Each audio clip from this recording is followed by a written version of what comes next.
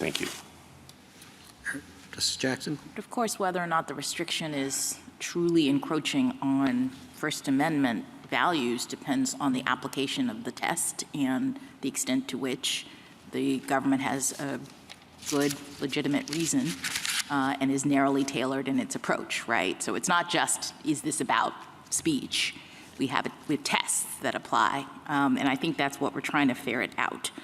So let me just ask you about the emphasis in your brief that suggests that the parties are special. I'm sort of back to this, and are entitled to special First Amendment protection. So are you prepared to say here that other entities, including state committees, PACs, super PACs, won't get or aren't entitled to the same treatment as parties?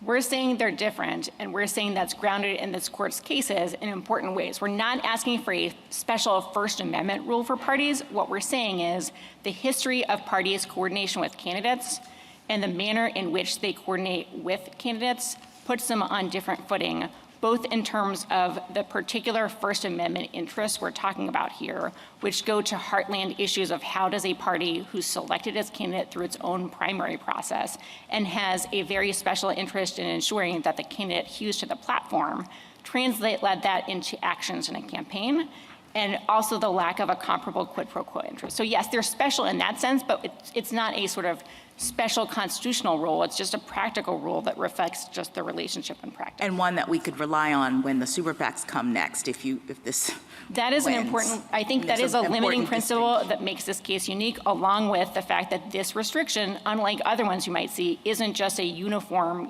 X number of dollars for everyone restriction. Are there limits right now on party to candidate contributions? There are, right? Yes, there are limits on party to candidate contributions. Parties can donate it's $5,000 with a curlicue, some exceptions for certain. And so are those limits also at risk based on the arguments that you're making here today? I don't think so. I think you could cabin those in a couple of different ways. And again, the two I would offer you if this is a concern, one is that the coordinated expenditures involve different First Amendment and heightened First Amendment restrictions. Again, they're prohibiting the interchange of campaign strategy. But I thought we said this goes back to the Chief Justice's very first question, that coordinated expenditures are like contributions.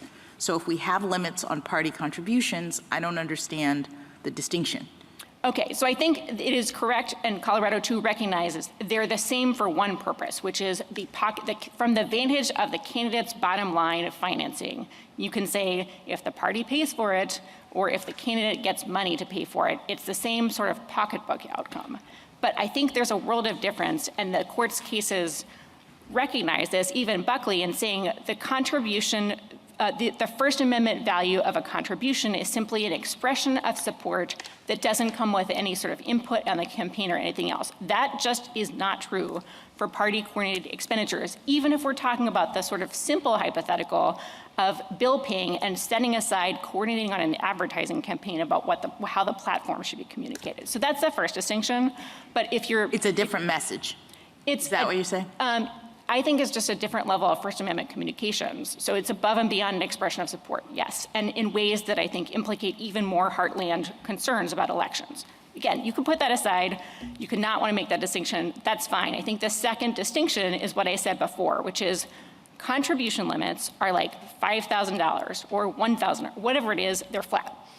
That differentiates contribution limits from the acute mismatch in this case, which inheres in the fact that this scheme, the exceptions in the scheme, cannot be matched to a quid pro quo interest precisely because they're variable. They vary based on state population. Very, very complicated, very variable. It's not just complicated. I think it is. They're not key to quid pro quos in ways that you could argue that contribution limits that are flat might be different. And I think that's why the way this court's protected sort of against the dominoes is the McCutcheon framework. You have to look at each case, at each restriction.